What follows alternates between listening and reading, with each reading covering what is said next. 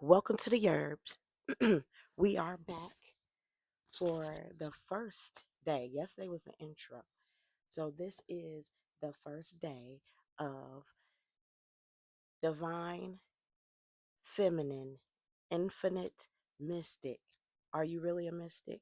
With the 10 attributes of a mystic. And yesterday was the intro with the signs that you might have been called or born to be a mystic. And you can go back and watch part one and part two. I have to upload part two to my YouTube, and I think I'm going to add that on with today's attribute. The first attribute being mystical, okay? And being mystical is having spiritual intelligence. Now, I can tell you that spiritual intelligence has to be activated, and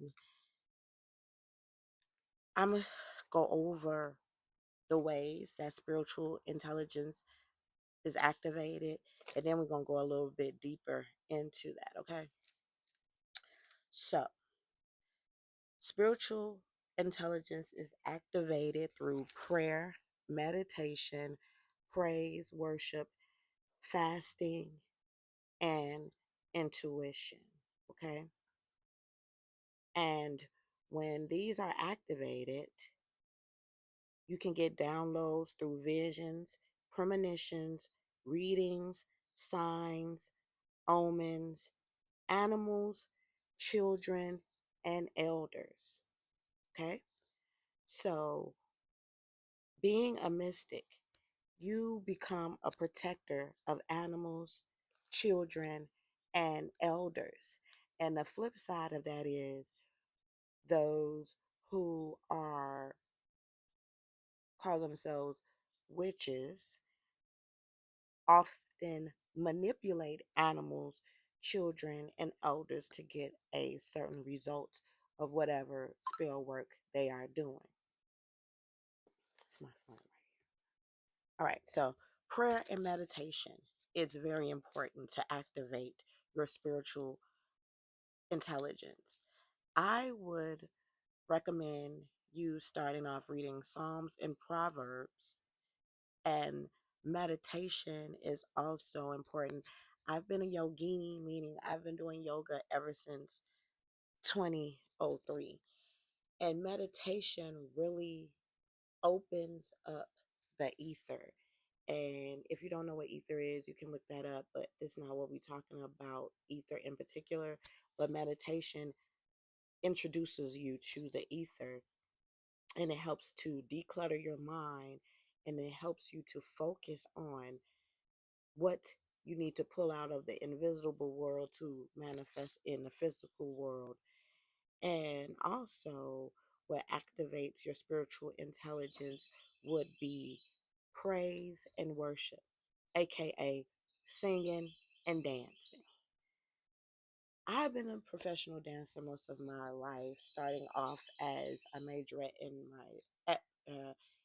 at my sister's high school back in the late 1900s. And I've done choreography. Dance is really a self expression, and it has been a, a, such an important part of my spiritual journey, dancing. And worship, it could be singing or it could be listening to music that sets a tone for whatever you're going through spiritually. So, a lot of mystics are drawn to dance. They're drawn to music. They might be a look in music. Muse is in there. And most mystics are muses. Even though I'm anti-muse because most people take advantage of muses, and most people that interact with muses are energy vampires. I am an anti-muse, even though I am a muse at the same time. I don't appreciate how muses are taken advantage of. but muse is right in music because the elements inspired the recreation of sound and frequency, vibration. Listen to the bird. That is a form of praise and worship. The birds chirping and interacting with the environment. And those bird calls are not only signals to each other, but to us mystics. Okay. And then we have fasting. When I was younger, fasting really helped me in my life because a lot of us use food as a comfort. And sometimes spiritually, we have to be uncomfortable. So fasting is as uncomfortable as it may feel. It is activating downloads that you need as you heal yourself so that you can heal others, as you rejuvenate yourself so you can rejuvenate others, as you transmute the energy around you so that you can help others transmute the energies around them. So we talk about downloads, visions, premonitions, readings, signs, and omens will come from this activation. Okay?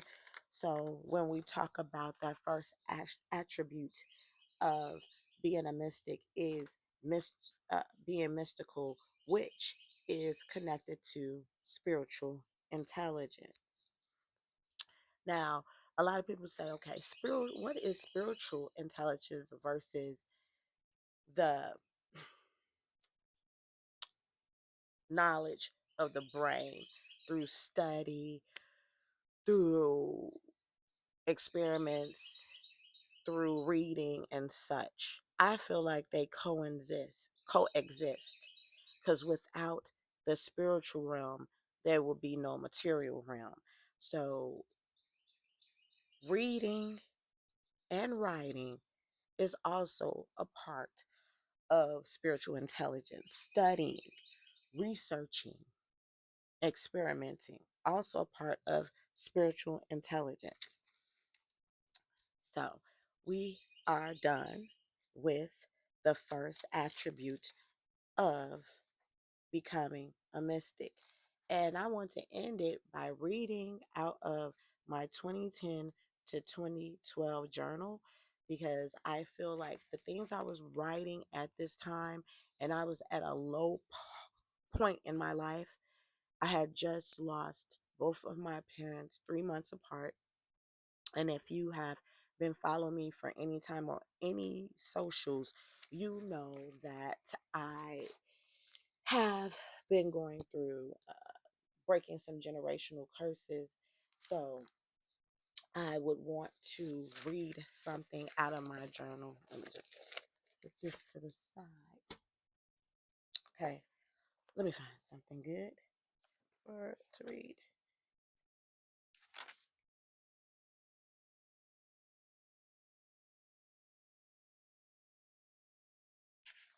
Okay,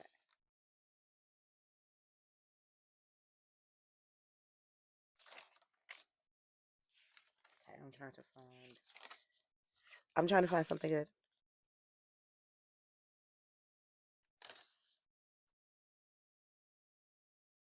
Feeling free is amazing. Just be yourself. That's one page.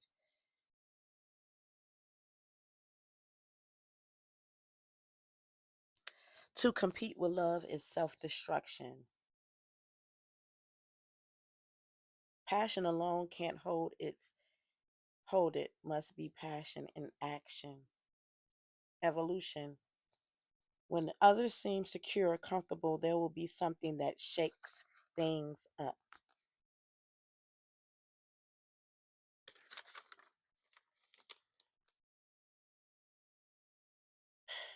Okay.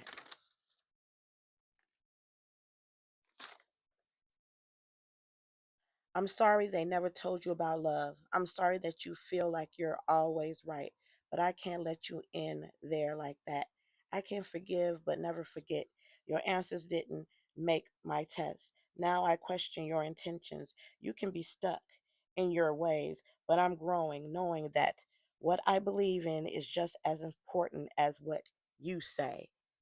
I wonder who that was for.